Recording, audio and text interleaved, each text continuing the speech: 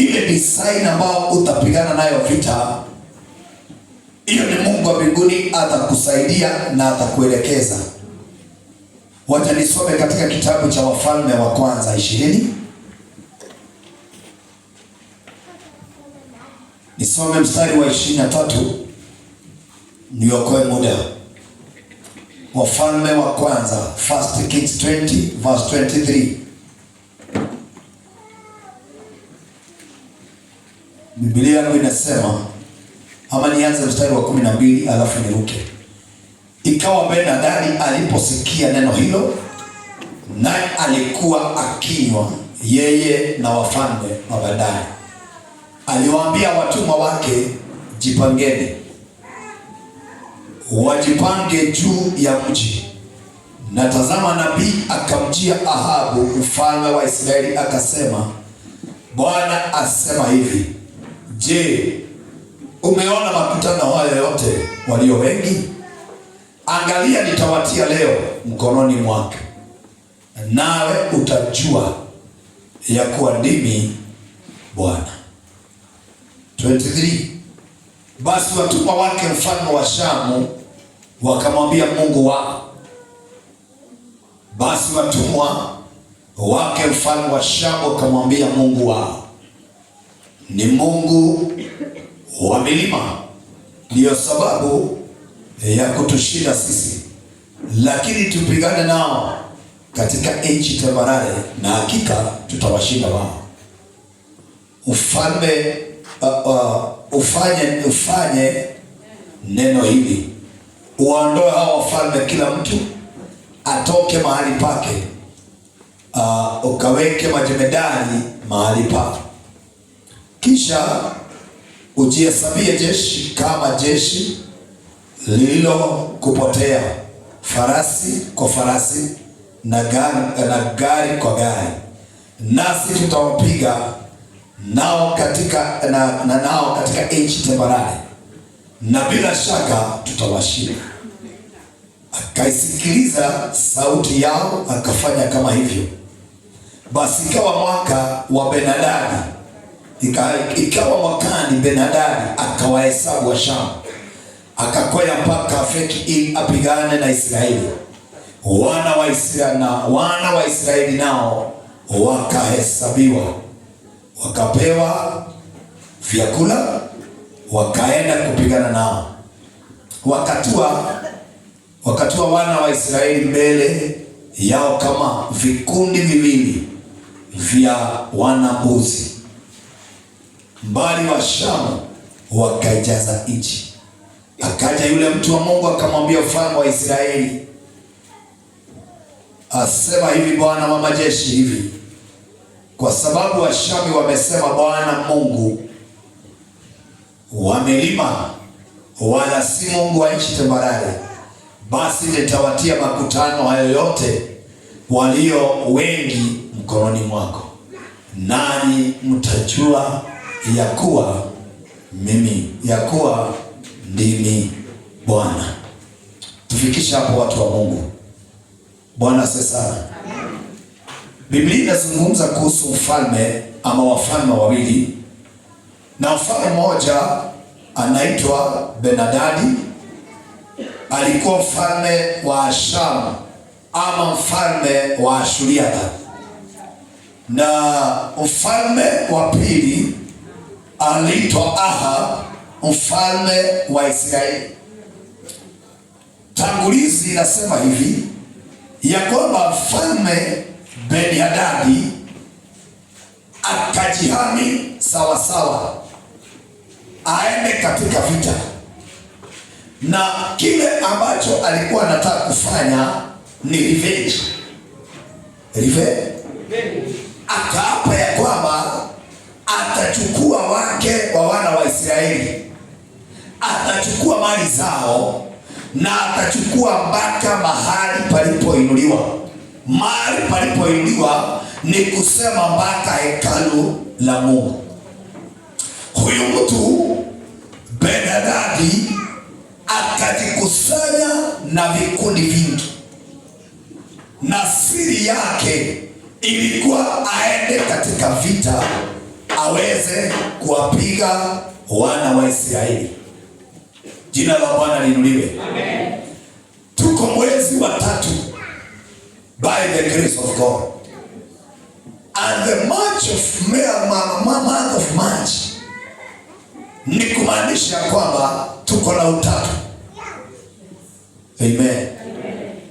Hatutakuwa peke yetu. Tuna Mungu Baba na Mwana na Roho Mtakatifu. Bwana sasa. Na hii ni jeshi ama ni utatu wake, ni nguvu ambazo ni za kiungu za Mungu wa mbinguni. The three Trinity ni ukuu wa Mungu wetu. Mungu Baba, Mungu Mwana na Roho Mtakatifu. Sasa ana laini hii ya kwamba in the month of March ni mwezi wa ushindi. Ni mwezi wa ushindi. Kuna watu ambao ninataka kunenea, ambao nina imani kutoka kwa Mungu. Kuna vita nyingi huenda wameshindwa, lakini this time round utashinda. Hallelujah. Kuna adui anakushinda miaka mingi. Kuna hali inakushinda. The month of March, brethren, Mungu ataachilia grace yake ambayo ni ya ushindi. Na yeye hatashindwa. Amina. Si afadhali mtu angeguza mtu mwambia kwamba utashinda.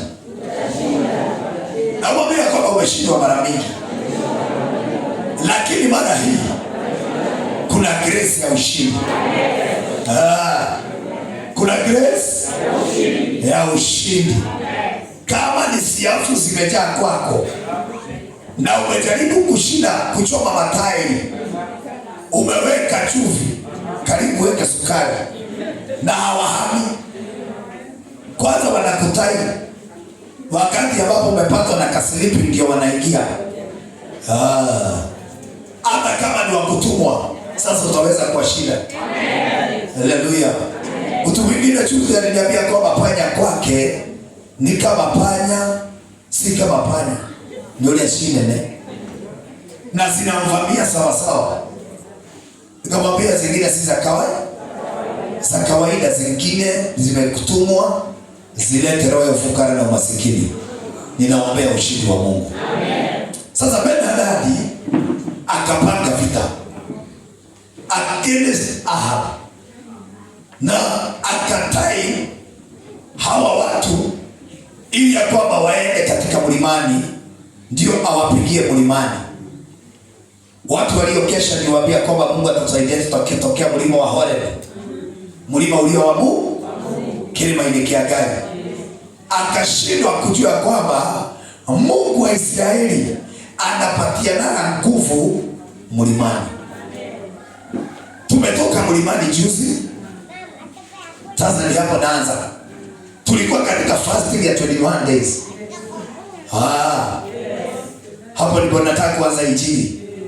Na maana tumetoka katika hali ya mlima wapendwa. Na Mungu ameachilia tuone mwezi wa 3. Hautashindwa.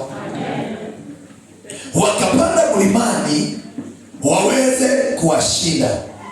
Lakini mstari wa 12 inasema vizuri ya kwamba ikawa Ben-Hadadi aliposikia neno hilo, na alikuwa akinywa na wafalme. Alikuwa ametafuta wafalme. Wakati ambapo Ibilisi anatafuta kushinda mtu vita, kuna wa malaika wake wale alirushwa na wao, huwa anaanza kuwatuma katika vita kwa sababu ya yule ambaye wanataka kupigana na yeye. Na yeye mfalme Ben-Hadadi alitafuta wafalme ambao watapigana, watamsaidia kupigana vita. Na mstari wa 12 inasema aliposikia akiwa amekusanyika yeye na wafalme wale wengine wakikunywa. Wakifanya nini? Wakikunywa. Unafikiria walikuwa wanakunywa nini? Hata kama haitaandikwa vizuri, walikuwa wanakunywa. We my father, can I say something my brother? Can you imagine mtu ambaye anataka kwenda vitani, lakini kile ametangulia nayo amelewa?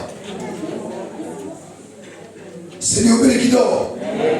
Mtu ambaye tayari amekunywa pombe na ameenda vitani, direct ameshindwa. Do you know the tactics za Mungu za kushindania watu wake? Haleluya. Ana njia nyingi sana za kuwapigania. Aliwakusanya wafalme waende vitani, lakini kile kwanza aliwapatia ni wakunywe. Just imagine ukipigana na mtu ambaye amelewa. Si unamwangusha tu. Maana tayari kile ambacho amekunywa tayari kimemaliza nguvu. Nimewahi kuwa na watu wamelewa mama kuli hata barabarani, na nikauliza kwamba kwani hii pombe inamaliza mpaka miguu?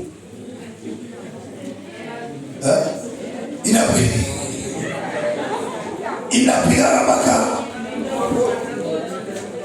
Vita ya kwanza ya pombe inamalizaga nguvu za miguu, maana hakuna mtu ambaye ni mlevi anaendaga straight.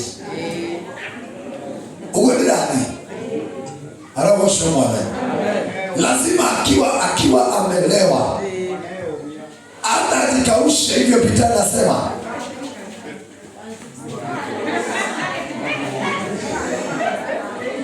vita ya kwanza ni mapigo yake inamalizwa nguvu, na huyu mtu ameenda katika vita. Brethren, haleluya. Wakati ambapo hata nasi tunapigana na shetani, it is good to be alert.